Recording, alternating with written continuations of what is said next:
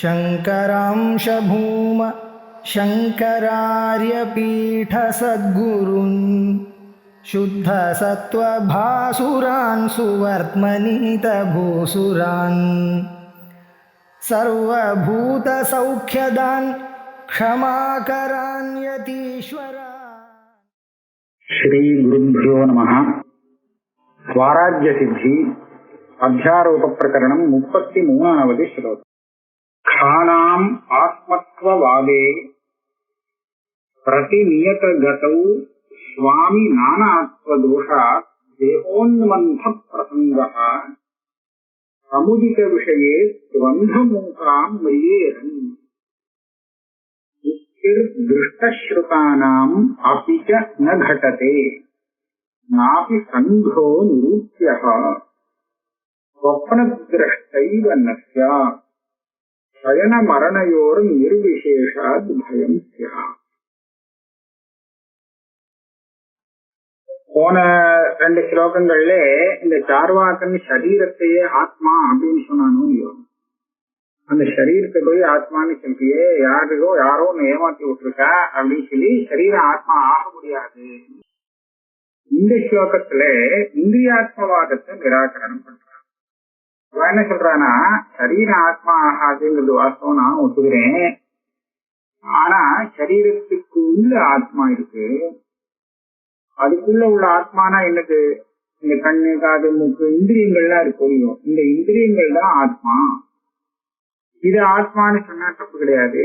சரீரத்து ஆத்மான்னு சொல்றது தப்புன்னு இவா நினைக்கிறான். இவாளும் அந்த சார்வாக்க மதத்தினுடைய ஏகதேசியது. ஒரு சார்வாக்கா இந்த மாதிரி ஒரு கட்சி இருக்கா. சரீரத்தையே சூரிய சரீரத்தையே ஆத்மான்னு சொல்ற கட்சி ஒண்ணு. சரீரத்துக்கு உள்ள இருக்கக்கூடிய இந்திரியங்கள்ல நாம எதை சொல்றோமோ அந்த இந்திரியங்களை ஆத்மா அப்படின்னு சொல்லக்கூடிய ஒரு கட்சி. இந்த மாதிரி இவானும் சார்வாக்க ஏகதேசின்னு சொல்லப்படுறது. அவளுடைய மதத்தை இப்ப இந்த 33வது ஸ்லோகத்துல கண்டிக்கிறார். அதுல என்னென்ன தோஷம் சொல்றார்? கானாம் ஆத்மத்வவாதே பிரதிநியதகது சுவாமிநானாத்மதோஷா தேகோன்மந்த பிரசங்கா அப்படின்ற ஒரு தோஷம் ஒண்ணு. சமுதித விஷயே ஸ்வந்தமூகாமிரியேன் அப்படின்னு 2வது. உக்திஹி திருஷ்டஸ்ருதானாமபி ச ந கடதே 3வது தோஷம். நாபி சங்கோ நிரூப்யஹ 4வது தோஷம். ஸ்வப்னத்ரஷ்டைவ ந ஸ்யாத் 5வது ஸ்லோகம் 5வது தோஷம். சயன மரணயோகோ நிர்விசேஷாத் பயம் ஸ்யாத். மொத்தம் 6 தோஷங்கள் அந்த வாதத்துல எடுத்து வச்சிருக்க. கானாம் ஆத்மத்வவாதி இந்திரியத்தை வங்கிக்கணும். ஸ்ரோத்ரேந்திரியத்தை உபலட்சணமாக வச்சு எல்லா இந்திரியங்களையும் கானாம் இந்த ரட்சசப்தத்தினால இங்க வாங்கிக்க வேண்டியது. கானாம் ஆத்மத்வவாதா இந்திரியங்களே ஆத்மா அப்படின்னு சொல்லக்கூடிய வாதத்திலே விகல்பம் பண்றார். பிரதிநியத கதௌ சமுதித விஷயே அப்படின்னு 2ஆ பிரிக்கிறார். இப்படி சொல்றியா அப்படி சொல்றா?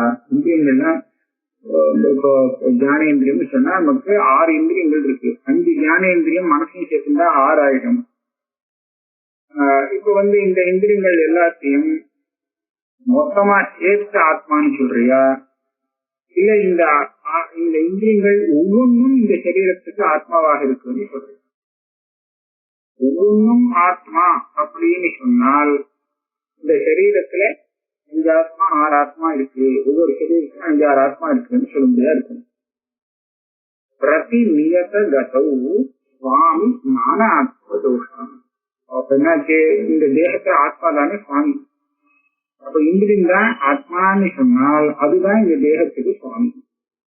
அப்ப அந்த ஒரு தேகத்துக்கு எத்தனை சுவாமி இருக்கா அப்படின்னு சொன்னா எத்தனை இந்திரியமோ அத்தனை சுவாமி அப்படின்னு சொல்ல முடியாத ஆகும். அப்ப என்ன ஆகும்? சுவாமி நானாத்வம். ஒரு உருப்படணும் சரியா, ஒரு கோஷ்டி ஒரு சங்காசம் சரியாக நடக்கணும்னு சொன்னா அந்த சங்காசத்துக்கு ஒரே ஒரு சுவாமி இருந்தா சரியா நடக்கும்.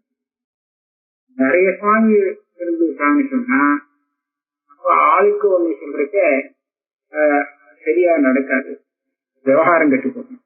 அதே மாதிரி இங்கே சுவாமி நானாத்வ தோஷா தேகோன்மந்த பிரசங்கா. பல சுவாமிகள், ஒவ்வொரு இந்திரியமும் இந்த தேகத்துக்கு சுவாமியாக இருந்துருக்கு. அப்படி இருக்கும்போது இந்த தேகத்துக்கு உண்மந்தாக, தேகத்துக்கு விநாசம் வந்துடும். ஏன் நிறைய சுவாமி அநேக பேர் இந்த சரீரத்தில் உள்ள ஒரே சரீரத்துக்கு என்ன தப்பு இருக்கா, தேகம் கெட்டு கொடுங்க அப்படின்னு கேட்டா அதுக்கு காரணம் என்னன்னா, இந்த சுவாமிக்கு உபயோகத்துக்காகத்தானே இந்த சரீரம். இந்த சரீரம் தனக்காக எதுவும் செஞ்சுக்கல. சரீரம் உழைச்சு பண்றது பூரா ஆத்மாவுக்காக. அப்போ அந்த ஆத்மாங்கிறது எது? இதுல இருக்கக்கூடிய இந்திரியங்கள் தான் அப்படின்னு சொன்னால், அந்த இந்திரியங்களும் ஒவ்வொன்றுமே ஆத்மா அப்படின்னு சொன்னா அந்த ஒவ்வொன்றுக்காகவும் இந்த சரீரம் வேலை செய்யும். அப்படி இருக்கும்போது என்னாகும், இந்த 5 சுவாமிகள் 6 சுவாமிகள் ஆம்பத்து நியாயம் சொல்லிட்டு இந்த 6 பேரும் இந்த எஜமானா இருக்கும்போது அவருக்கு எல்லாருமே ஒரே விஷயம் இஷ்டம்னு சொல்ல முடியாது. ஆளுக்கு ஒவ்வொரு விஷயம் இஷ்டம். இப்ப சக்ஷுரேந்திரியம்னு சொன்னா அது ஏதாவது ரூபத்தை பார்க்கணும், அதுதான் நல்லா இருக்கும் அப்படின்னு அது சொல்லுவோம். அழகான ரூபத்தை பார்க்கறதுக்கு சொல்லுவோம். அதே மாதிரி தியானேந்திரியம் அப்படின்னு சொன்னா நல்ல வாசனை உள்ள திரவியத்தை உருவாக்கணும் அப்படின்னு அது பிரவர்த்திக்க சொல்லிருக்கு. ஒவ்வொரு இந்திரியத்துக்கும் ஒவ்வொரு விஷயம் இருக்கு இல்லையா? அப்ப அது அந்த விஷயத்துல தானே இத பண்ண சொல்லும். சரீரங்கிற இந்த பிரித்திஸ்தானியமான சரீரத்தை பிரவர்த்திக்க வைக்கணும். ஆகையால இது ஒரு இடத்துல இருக்கிறது, அது ஒரு இடத்துல இருக்கிறதுன்னு சொல்லி இந்த சரீரம் இங்கேயும் போக முடியாம அங்கேயும் போக முடியாம விநாசத்தை அடங்கி வந்துட்டார். விருத்த தேச உலகத்து விருத்த தேச ஆகர்ஷண லட்சண அமைச்சராரு கூட பேசிருக்கார். ஒரு ஆள் இருக்கான், ஒரு கையை பிடிச்சா அந்த பக்கம் வைக்கிறான், இன்னொருத்தன் இன்னொரு கையை பிடிச்சு இந்த பக்கம் வைக்கிறான். பலமா வச்சுட்டான்னா என்ன ஆயிடும்? அவ்வளவுதான், அவன் இது போயிடும் அவன் சரீரம். ஆக இந்த மாதிரி இந்த பக்கம் ஒரு சுவாமி வைக்கிறான், அந்த பக்கம் இந்த சரீரத்தை ஒரு சுவாமி வைக்கிறான் ஒரே சமயத்துலன்னு சொன்னா இந்த சரீரம் அவ்வளவுதான், அதோட முடிஞ்சு.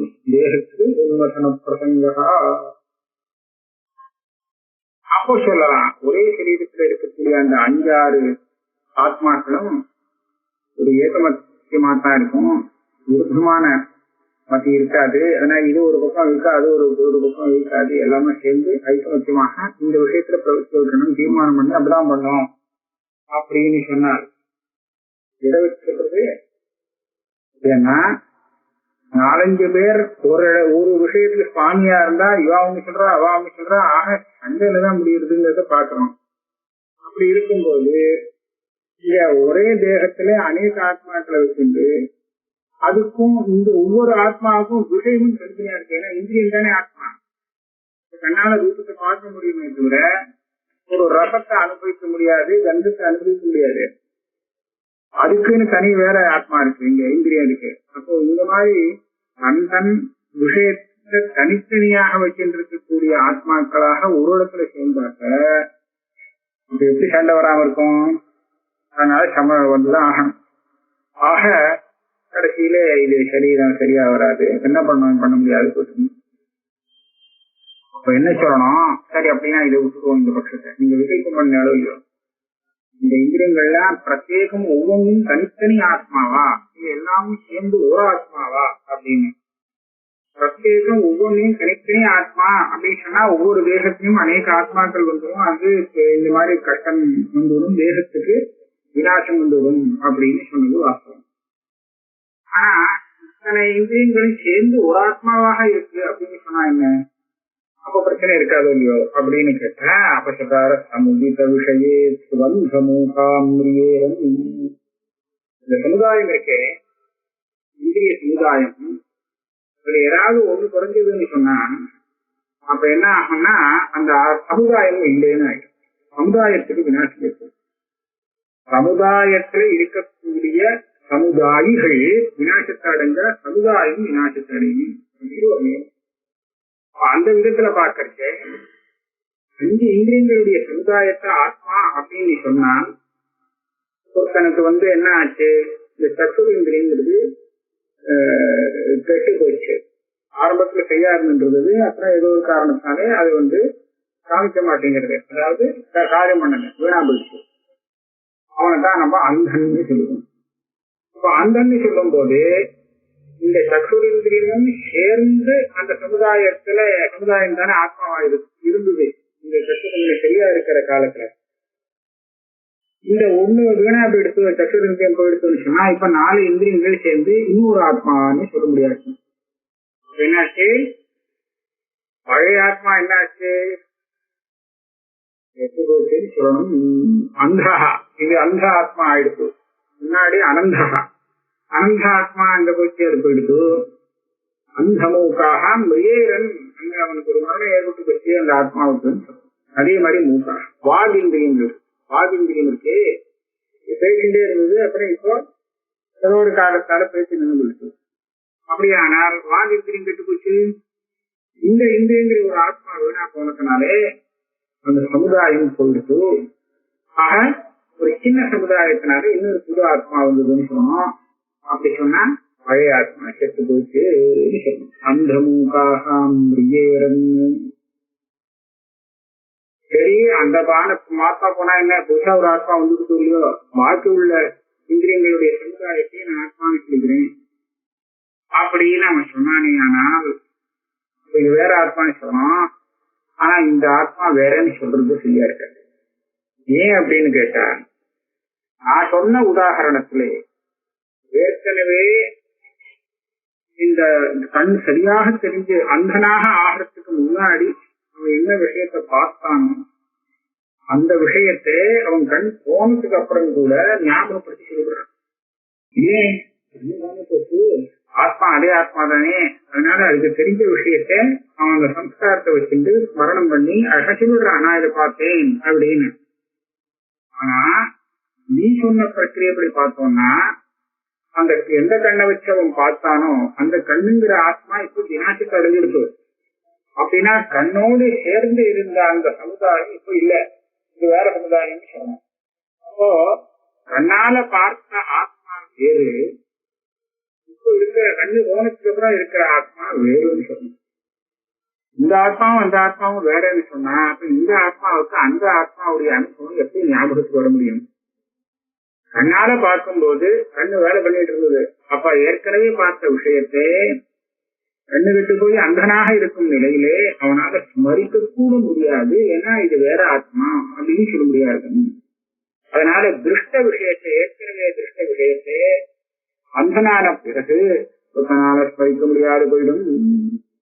அதே மாதிரி காது நல்லா கேட்டு இருந்தது, அப்புறம் பதிரனா போயிட்டான், செவிடா போயிட்டான், காது வீணா போச்சு. அப்ப இந்த மாதிரி சமயத்துல என்ன ஆகும்? இங்க ஒரு ஆத்மா போயிடுச்சு, பழைய ஆத்மா போய் புது ஆத்மா வந்தது. அப்புறம் இந்த பதிரன் இருக்கானே செவிடன், இவன் நான் ஏற்கனவே கேட்ட விஷயங்களை ஞாபகப்படுத்தி சொல்ல முடியாது. ஏன்னா இவன் ஒண்ணுமே கேட்கல, இவன் இந்த புது ஆத்மா, இவன் பழைய ஆத்மா அழிஞ்சு போச்சு, இது புதுசான ஆத்மா, இது அனுபவிக்காத காரணத்தினால இது ஒன்றும் தெரியாது அப்படின்னு சொல்றோம். ஆக நான் சொல்றேன், நான் பார்த்தேன், கேட்டு இருந்தேன், இப்பதான் கேட்க முடியல அப்படின்னு ஞாபகப்படுத்தி சொல்றாளே, அது எப்படி சொல்ல முடியும்? புத்தி திருஷ்டானாம் அப்பிச்ச நகட்டதே, அப்பிச்ச திருஷ்டானாம் ஸ்ருதானாஞ்ச இதானியும் புத்தி நகட்டதே. ஏற்கனவே பார்த்ததையும் ஏற்கனவே கேட்டதையும் இந்த அங்கன் செவிடன் இப்ப சொல்றானே ஞாபகப்படுத்திண்டு, அது நகட்டதே, அது உற்பத்தி ஆகாது. அது மாத்திரம் இல்லை, நாபி சங்கோ நிரூபியா என்னது சமுதாயம்னு சொல்றீங்க. சமுதாயங்கிறது என்ன? இந்திரிய சமுதாயத்தை ஆத்மான்னு சொன்னா சமுதாயம் நீங்க எதை நினைக்கிறேன்? சமுதாயம்ங்கிறது இந்த சமுதாயிகள் இந்திரியங்களை காட்டிலும் வேறா, அதுவே தான். நான் இதை வேற உதாரணத்துல சொல்ல முடியும். கேள்வி கேட்டு, இப்போ ஒரு 100 மரங்கள் இருக்கு. 100 மரங்கள் இருந்ததுன்னா அதை நாம ஒரு தோப்பு அப்படின்னு சொல்லுவோம். 100 ஏதோ நிறைய மரங்கள் இருக்கு, 100 இருக்குன்னு நிறைய மரங்கள் இருக்கு, அது தோப்பு. ஒரே ஒரு மரம் தான் இருக்கு, மொத்தம் ஒரே ஒரு மரம் தான். இதை நாம தோப்புன்னு சொல்ல முடியாது. ஆக பல மரங்களுடைய சமுதாயம் இருந்ததுன்னா அப்ப அதை நாம தோப்புன்னு சொல்லுவோம், வனம்னு சொல்லுவோம். ஒன்னே ஒண்ணு மாத்திரம் இருந்ததுன்னா அது தனியா இருக்கும்போது ஒவ்வொரு வருஷத்தையும் வனம் வனம் யாராவது சொல்ல மாட்டாங்க. அப்ப சமுதாயத்துக்கு வனம்னு பேரு, தனித்தனியாக பார்த்தா விருட்சம்னு தான் பேரு, அது வனம் ஆகாது அப்படின்னு நமக்கு தெரியுது இல்லையா? இப்ப இங்க நமக்கு ஒரு கேள்வி, அப்படின்னா இந்த வனம்னு சொன்ன அந்த சமுதாயம் விருட்சத்தை காட்டிலும் வேறானதா? சமுதாயம்னு சொல்றதே தவிர அது விருட்சம் தானே இருக்கு, வேற என்ன இருக்கு? விருட்சங்களுடைய சமுதாயம் விருட்சத்தை காட்டிலும் வேறானதாக என்ன தெரியுது? ஒரு விருட்சம் மாத்திரம் தெரியுது, தனித்தனியான விருட்சம் தெரியுது, மொத்தமாகவும் தெரியுது, அதே விருட்சத்தில் தான். இது வந்து புதுசா ஒரு வேற புது விஷயம்ங்கிறது சொல்ல தெரியல. என்னாச்சு, இந்த சமுதாயம் ஆனது சமுதாயின்னு சொல்லக்கூடிய அந்த மரங்களை காட்டிலும் தனியாக இதோப்பா இதுதான் சமுதாயம் அப்படின்னு அவனால காண்பிக்க முடியாது. அப்ப என்னாச்சு, இதை பின்னமாக நிரூபணம் பண்ண முடியல. ஆக விருட்சம்தான் சமுதாயம் அப்படின்னு அபின்னம்னு சொல்லிட்டா வேற தப்பு உண்டு. இந்த விருட்சமும் அந்த வனமும் ஒண்ணுதான் அப்படின்னு சொன்னால் ஒவ்வொரு விருட்சத்தும் வனம் வனம்னு ஏன் சொல்லப்படுது? மனுஷனா என்ன விருட்சனா என்ன ரெண்டும் ஒண்ணுதான் அப்படியே சொல்லியாச்சுன்னா ஒவ்வொரு மரத்துலையும் இது விருட்சம் விருட்சம் விருட்சம் ஒவ்வொரு விருட்சத்தையும் நம்ம வனம்னு சொல்றது இல்லையே. ஆக இது அபின்னம்னு சொல்ல முடியல, பின்னம்னு சொல்ல முடியல அப்படின்னு சங்கத்தை நிரூபணம் பண்றதே கஷ்டமா இருக்கு, முடியல. நாபி சங்கோ நிரூபியா அப்படி இன்னொரு தோஷம் சொல்றாரு,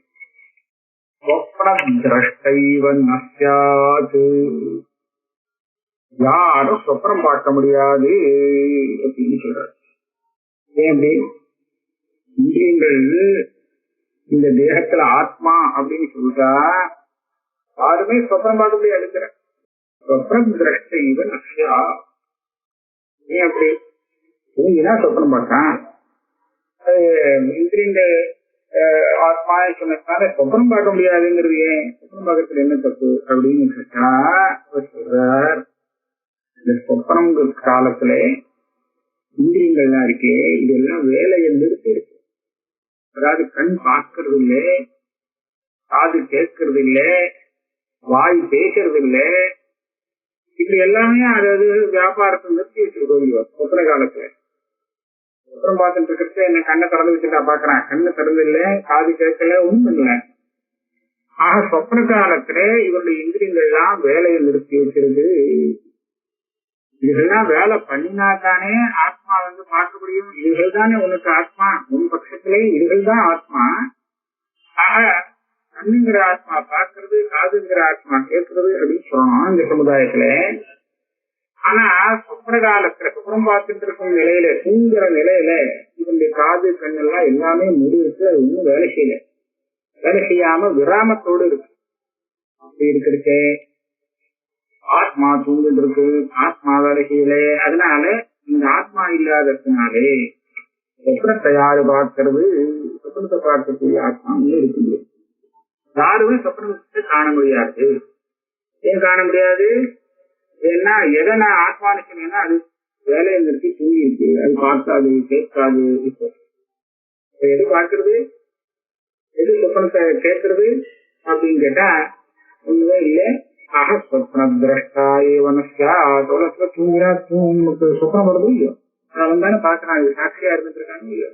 அந்த மாதிரி ஒரு சாட்சிங்கிறது இருக்கவே முடியாது. அப்புறம் கடைசியில ஒரு பெரிய ஸ்லோகத்தை சொல்றேன், பெரிய கஷ்டம். இந்த ஸ்லோகம்னா தோஷத்தை சொல்றேன். சயன மரணயோர் நிர்விசேஷாத்பயம் ஸ்யாத். மரண பயம் அப்படின்னு சொல்ற அளவு, அதாவது இவனுக்கு உயிர் போடுமோ அப்படிங்கிற ஒரு சந்தேகம் வந்துருக்கு. அது மாதிரி ஒரு எழுத்தாப்புல ஒரு ஏதோ ஒரு உபஸ்திரம் ஆச்சுன்னு சொன்னா அதுவே பயம் வந்துடும், மரண பயம்னு சொல்லுவோம். இப்போ தூக்கம் வருது அப்படின்னு வந்தாலே ரெண்டு சாகும்படியாயிடும், பயப்படும்படியாயிடும். எப்படி ஒருத்தன் மரணத்துக்கு பயப்படுகிறானோ அதே மாதிரி தூங்குறதுக்கு பயப்பட வேண்டியதாக ஆகிவிடும். என்னது வைத்தியமாயிட்டு மரணத்துக்கு பயப்படுறதுங்கிறது சரி வாஸ்தவம். தூக்கம் வரத்துக்கு வந்ததுன்னா அதுக்கு இருக்கா பயப்படணும் அப்படின்னு கேட்டா அவர் சொல்றார், சயன மரணஜோர் நிர்விசேஷா. எப்படி மரணத்துல என்ன ஆகுதோ அதே இந்த சொப்பனத்துலயும் ஆயிடுறான், சொப்பன சுகத்திலையும். ஆகையால மரணத்துக்கு பயப்படுறதா இருந்தா ஸ்ரீ குருभ्यो நமः. ஸ்வராஜ்ய சித்தி அத்தியாரோப பிரகரணம் 33வது ஸ்லோகம். கானாம் ஆத்மத்வவாதே பிரதிநியதகதௌ ஸ்வாமி நானாத்வதோஷாத் தேகோன்மந்த பிரசங்கः சமுதித விஷயே துவந்தமூகாம் மிரியேரன்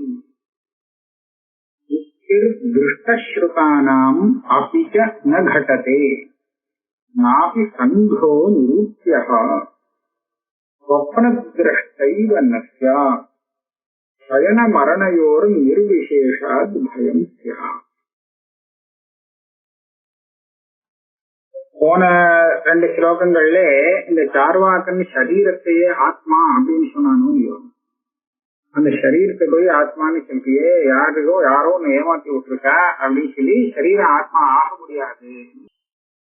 இந்த ஸ்லோகத்துல இந்திரியாத்மவாதத்தை நிராகரணம் பண்றான். என்ன சொல்றானா, சரீரம் ஆத்மா ஆகாதுங்கிறது வாஸ்தவம், நான் ஒத்துக்கிறேன். ஆனா சரீரத்துக்கு உள்ள ஆத்மா இருக்கு. அதுக்குள்ள உள்ள ஆத்மானா என்னது? இந்த கண்ணு காது மூக்கு இந்திரியங்கள்லாம் இருக்கும். இந்த இந்திரியங்கள் தான் ஆத்மா. இது ஆத்மான்னு சொன்னா தப்பு கிடையாது, சரீரத்து ஆத்மான்னு சொல்றது தப்புன்னு இவா நினைக்கிறான். இவாளும் அந்த சார்வாக்க மதத்தினுடைய ஏகதேசிகள். ஒரு சார்வாக்கா இந்த மாதிரி ஒரு கட்சி இருக்கா. ஸ்தூல சரீரத்தையே ஆத்மான்னு சொல்ற கட்சி ஒண்ணு, சரீரத்துக்கு உள்ள இருக்கக்கூடிய இந்திரியங்கள்ல நாம எதை சொல்றோமோ அந்த இந்திரியங்களை ஆத்மா அப்படின்னு சொல்லக்கூடிய ஒரு கட்சி. இந்த மாதிரி இவானும் சார்வாக்க ஏகதேசின்னு சொல்லப்படுறது. அவளுடைய மதத்தை இப்ப இந்த 33வது ஸ்லோகத்தை கண்டிக்கிறார். அதுல என்னென்ன தோஷம் சொல்றார்? கானாம் ஆத்மத்வவாதே பிரதிநியதகது சுவாமிநானாத்வதோஷா தேகோன்மந்த பிரசங்கா அப்படின்ற ஒரு தோஷம் ஒண்ணு. சமுதித விஷயே ஸ்வந்தமூகாமிரியேன் அப்படின்னு 2வது. உக்திஹி திருஷ்டஸ்ருதானாமபி ச ந घटते 3வது தோஷம். நாபி சங்கோ நிரூப்யः 4வது தோஷம். ஸ்வப்னத்ரஷ்டைவ ந ஸ்யாத் 5வது ஸ்லோகம் 5வது தோஷம். சயன மரணயோகோ நிர்விசேஷாத் பயம் ஸ்யாத். மொத்தம் 6 தோஷங்கள் அந்த வாதத்துல எடுத்து வச்சிருக்க. கானாம் ஆத்மத்வவாதி இந்திரியத்தை வங்கிக்கணும். ஸ்ரோத்ரேந்திரியத்தை உபலட்சணமாக வச்சு எல்லா இந்திரியங்களையும் கானாம் இந்த ரக்ஷசப்தத்தினால இங்கு வாங்கிக்க வேண்டியது. கானாம் ஆத்மத்வவாதா இந்திரியங்களே ஆத்மா அப்படின்னு சொல்லக்கூடிய வாதத்திலே விகல்பம் பண்றார். பிரதிநியதகதௌ சமுதித விஷயே அப்படின்னு 2ஆ பிரிக்கிறார். இப்படி சொல்றியா அப்படி சொல்றா? இந்திரியங்கள்னா ஞானேந்திரியம் சொன்னா நமக்கு 6 இந்திரியங்கள் இருக்கு. 5 ஞானேந்திரியம் மனசையும் சேர்த்துட்டா 6 ஆயிடும். இப்ப இந்த இந்திரியங்கள் எல்லாத்தையும் மொத்தமா சேர்த்து ஆத்மான்னு சொல்றியா? இல்ல இந்த இந்திரியங்கள் ஒவ்வொன்றும் இந்த சரீரத்துக்கு ஆத்மாவாக இருக்குன்னு சொல்றியா? ஒவ்வொன்றும் ஆத்மா அப்படின்னு சொன்னால் இந்த சரீரத்துல 5 ஆத்மா 6 ஆத்மா இருக்கு. ஒவ்வொரு சரீரத்துக்கும் 5 6 ஆத்மா இருக்குன்னு சொல்ல முடியாது இருக்கும். பிரதிநியதகதௌ சுவாமி நானாத்வதோஷம். அப்ப என்னாச்சு? இந்த தேகத்தை ஆத்மா தானே சுவாமி. அப்ப இந்திரியம் தான் ஆத்மான்னு சொன்னால் அதுதான் இந்த தேகத்துக்கு சுவாமி. அப்ப அந்த ஒரு தேகத்துக்கு எத்தனை சுவாமி இருக்கா அப்படின்னு சொன்னா எத்தனை இந்திரியமோ அத்தனை சுவாமி அப்படின்னு சொல்ல முடியாத ஆகும். அப்ப என்ன ஆகும்? சுவாமி நானாத்வம். ஒரு உருப்படணும் சரியா, ஒரு கோஷ்டி ஒரு சங்காசம் சரியாக நடக்கணும்னு சொன்னா அந்த சங்காசத்துக்கு ஒரே ஒரு சுவாமி இருந்தா சரியா நடக்கும். நிறைய சுவாமி இருந்துட்டான்னு சொன்னா அப்ப ஆளுக்கு ஒண்ணு சொல்றதுக்க சரியா நடக்காது, விவகாரம் கட்டு போகும். அதே மாதிரி இங்கே சுவாமி நானாத்வ தோஷா தேகோன்மந்த பிரசங்கா. பல சுவாமிகள் ஒவ்வொரு இந்திரியமும் இந்த தேகத்துக்கு சுவாமியாக இருந்திருக்கு. அப்படி இருக்கும்போது இந்த தேகத்துக்கு உன்மந்தா, தேகத்துக்கு விநாசம் வந்துடும். ஏன் நிறைய சுவாமி அநேக பேர் இந்த சரீரத்தில் உள்ள ஒரே சரீரத்தில் இருந்தா என்ன தப்பு இருக்கா, தேகம் கட்டு கொடுங்க அப்படின்னு பார்த்தா அதுக்கு காரணம் என்னன்னா, இந்த சுவாமிக்கு உபயோகத்துக்காகத்தானே இந்த சரீரம். இந்த சரீரம் தனக்காக எதுவும் செஞ்சுக்கல. சரீரம் உழைச்சு பண்றது பூரா ஆத்மாவுக்காக. அப்போ அந்த ஆத்மாங்கிறது எது? இதுல இருக்கக்கூடிய இந்திரியங்கள் தான் அப்படின்னு சொன்னால், அந்த இந்திரியங்களும் ஒவ்வொன்றுமே ஆத்மா அப்படின்னு சொன்னா, அந்த ஒவ்வொன்றுக்காகவும் இந்த சரீரம் வேலை செய்யும். அப்படி இருக்கும்போது என்னாகும், இந்த அஞ்சு சுவாமிகள் 6 சுவாமிகள் ஆம்புக்கு நியாயம் சொல்லிட்டு இந்த 6 பேரும் இந்த எஜமானா இருக்கும்போது அவருக்கு எல்லாருமே ஒரே விஷயம் இஷ்டம்னு சொல்ல முடியாது. ஆளுக்கு ஒவ்வொரு விஷயம் இஷ்டம். இப்ப சக்ஷுரேந்திரியம்னு சொன்னா அது ஏதாவது ரூபத்தை பார்க்கணும், அதுதான் நல்லா இருக்கும் அப்படின்னு அது சொல்லுவோம். அழகான ரூபத்தை பார்க்கறதுக்கு சொல்லுவோம். அதே மாதிரி கிரானேந்திரியம் அப்படின்னு சொன்னா நல்ல வாசனை உள்ள திரவியத்தை உருவாகணும் அப்படின்னு அது பிரவர்த்திக்க சொல்லிட்டு ஒவ்வொரு இந்திரியத்துக்கும் ஒவ்வொரு விஷயம் இருக்கு இல்லையா? அப்ப அது அந்த விஷயத்துல தானே இத பண்ண சொல்லும். சரீரங்கிற இந்த பிரித்திஸ்தானியமான சரீரத்தை பிரவர்த்திக்க வைக்கணும். ஆகையால இது ஒரு இடத்துல இருக்கிறது, அது ஒரு இடத்துல இருக்கிறதுன்னு சொல்லி இந்த சரீரம் இங்கேயும் போக முடியாம அங்கேயும் போக முடியாம விநாசத்தை அடங்கி வந்துட்டார். விருத்த தேச உலகத்து விருத்த தேச ஆகர்ஷண லட்சண அமைச்சராரு கூட பிடிச்சிருக்கார். ஒரு ஆள் இருக்கான், ஒரு கையை பிடிச்சு அந்த பக்கம் வைக்கிறான், இன்னொரு கையை பிடிச்சு இந்த பக்கம் வைக்கிறான். பலமா வச்சுட்டான்னா என்ன ஆயிடும்? அவ்வளவுதான், அவன் இது போயிடும் அவன் சரீரம். ஆக இந்த மாதிரி இந்த பக்கம் ஒரு சுவாமி வைக்கிறான், அந்த பக்கம் இந்த சரீரத்தை ஒரு சுவாமி வைக்கிறான், ஒரே சமயத்திலேன்னு சொன்னா இந்த சரீரம் அவ்வளவுதான், அதோட முடிஞ்சு. தேகத்துக்கு உன்வசன பிரசங்கா. அப்போ சொல்லலாம், ஒரே சரீரத்துல இருக்கக்கூடிய அந்த 5-6 ஆத்மாக்களும் ஒரு ஏகமத்தியமாத்தான் இருக்கும், விருத்தமான மத்தி இருக்காது. ஆனா இது ஒரு பக்கம் இருக்காது, ஒரு பக்கம் இருக்காது, எல்லாமே சேர்ந்து ஐக்கமத்தியமாக இந்த விஷயத்துல பிரவர்த்தி வைக்கணும், தீர்மானம் பண்ணி அப்படிதான் பண்ணோம் அப்படின்னு சொன்னார். இட வச்சுக்கிறது ஏன்னா 4-5 பேர் ஒரு விஷயத்துல சுவாமியா இருந்தா இவா அவங்க சொல்றா அவ அவங்க சொல்றா, ஆக சண்டையில தான் முடியுறதுங்கிறத பாக்குறோம். அப்படி இருக்கும்போது ஒரே தேகத்திலே அநேக ஆத்மாக்களை வச்சுட்டு அதுக்கும் இந்த ஒவ்வொரு ஆத்மாவுக்கும் விஷயமும் தனித்தனியா இருக்கு. ஏன்னா இந்திரியம் தானே ஆத்மா. கண்ணால ரூபத்தை பார்க்க முடியுமே தவிர ஒரு ரசத்தை அனுபவிக்க முடியாது, கந்தத்தை அனுபவிக்க முடியாது.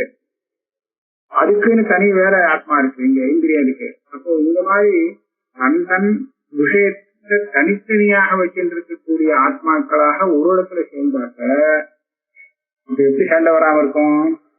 அதனால சமம் வந்துதான் ஆகணும்.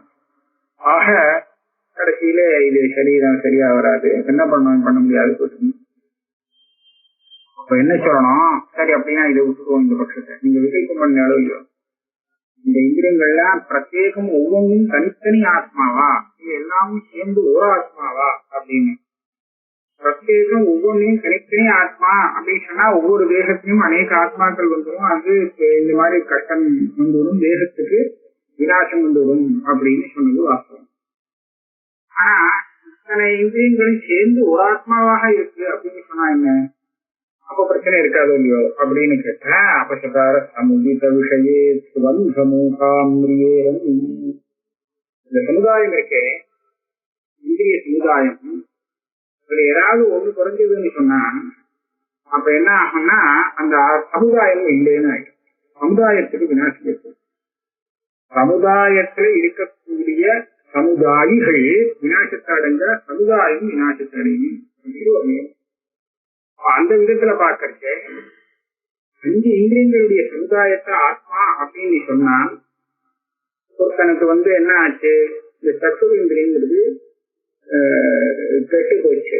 ஆரம்பத்துல செய்யா இருந்துன்றது, அப்புறம் ஏதோ ஒரு காரணத்தாலே அது காமிக்க மாட்டேங்கிறது, அதாவது காரியம் பண்ணல, வீணா போயிடுச்சு.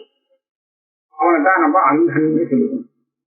இப்ப அந்தன்னு சொல்லும் போது இந்த சக்ஷுரேந்திரியமும் சேர்ந்து அந்த சமுதாயம் தானே ஆத்மாவா இருந்தது இந்த சக்ஷுரேந்திரிய சரியா இருக்கிற காலத்துல. இந்த ஒண்ணு வீணா போயிடுத்து, சக்ஷுரேந்திரியம் போயிடுத்துன்னு சொன்னா இப்ப 4 இந்திரியங்கள் சேர்ந்து இன்னொரு ஆத்மான்னு சொல்ல முடியாது. என்னாச்சு? பழைய ஆத்மா என்னாச்சு எட்டு போச்சுன்னு சொல்லணும். அந்தா இது அந்த ஆத்மா ஆயிடுச்சு. முன்னாடி அனந்தா அனந்த ஆத்மா அங்க போச்சு அது போயிடுச்சு. அந்தமூக்காக மிரியேரன் அங்க அவனுக்கு ஒரு மரணம் ஏற்பட்டு போச்சு அந்த ஆத்மாவுக்கு. அதே மாதிரி மூக்கா வாதிந்திரியம் இருக்கு பேசிட்டே இருந்தது. அப்புறம் இப்போ ஏதோ ஒரு காலத்தால பேசி நின்று போயிடுச்சு. அப்படியானால் வாதிந்திரியம் கெட்டு போச்சு. இந்த இந்திரியங்கிற ஒரு ஆத்மா வீணா போனதுனாலே அந்த சமுதாயம் போயிடுச்சு. ஆக ஒரு சின்ன சமுதாயத்தினால இன்னொரு புது ஆத்மா வந்ததுன்னு சொன்னோம். அப்படி சொன்னா பழைய ஆத்மா செத்து போச்சு. அந்த மூக்காகாம் சரி, அந்த மாத்தா போனா என்ன புதுசா ஒரு ஆத்மா வந்துட்டு இல்லையோ, பாக்கி உள்ள இந்திரியங்களுடைய சமுதாயத்தை நான் ஆத்மான்னு சொல்லிக்கிறேன் அப்படின்னு அவன் சொன்னானே. ஆனால் இது வேற ஆத்மான்னு சொன்னான். ஆனா இந்த ஆத்மா வேறன்னு சொல்றது சரியா இருக்காது. ஏன் அப்படின்னு கேட்டா, நான் சொன்ன உதாரணத்துல ஏற்கனவே இந்த கண் சரியாக தெரிஞ்சு அந்தனாக ஆகிறதுக்கு முன்னாடி அவன் என்ன விஷயத்தை பார்த்தானோ அந்த விஷயத்தை அவன் கண் போனதுக்கு அப்புறம் கூட ஞாபகப்படுத்தி சொல்கிறான். ஏன் ஆத்மா அதே ஆத்மா தானே, அதனால அதுக்கு தெரிஞ்ச விஷயத்த அவன் அந்த சம்ஸ்காரத்தை வச்சுட்டு ஸ்மரணம் பண்ணி அழகா சொல்லிடுறான், நான் இதை பார்த்தேன் அப்படின்னு. ஆனா நீ சொன்ன பிரக்கிரியப்படி பார்த்தோம்னா அந்த எந்த கண்ணை வச்சு அவன் பார்த்தானோ அந்த கண்ணுங்கிற ஆத்மா இப்போ வினாட்டுக்கு அடைஞ்சிருக்கு. அப்படின்னா கண்ணோடு சேர்ந்து இருந்த அந்த சமுதாயம் இப்ப இல்ல, இது வேற சமுதாயம் சொன்னோம். அப்போ கண்ணால பார்த்த ஆத்மா வேறு, இப்போ இருக்கிற கண்ணு போனதுக்கு அப்புறம் இருக்கிற ஆத்மா வேறுன்னு சொன்னோம். இந்த ஆத்மாவும் அந்த ஆத்மாவும் வேறன்னு சொன்னா அப்ப இந்த ஆத்மாவுக்கு அந்த ஆத்மாவுடைய அனுபவம் எப்படி ஞாபகத்துக்கு வர முடியும்? கண்ணால பார்க்கும்போது கண்ணு வேலை பண்ணிட்டு இருந்தது. அப்ப ஏற்கனவே பார்த்த விஷயத்தை கண்ணு விட்டு போய் அந்தனாக இருக்கும் நிலையிலே அவனால ஸ்மரிக்க கூட முடியாது. ஏன்னா இது வேற ஆத்மா அப்படின்னு சொல்ல முடியாது. அதனால திருஷ்ட விஷயத்தை ஏற்கனவே திருஷ்ட விஷயத்தை அந்தனான பிறகு ஒருத்தனால ஸ்மரிக்க முடியாது போயிடும். அதே மாதிரி காது நல்லா கேட்டு இருந்தது, அப்புறம் பகிரனா போயிட்டான், செவிடா போயிட்டான், காது வீணா போச்சு.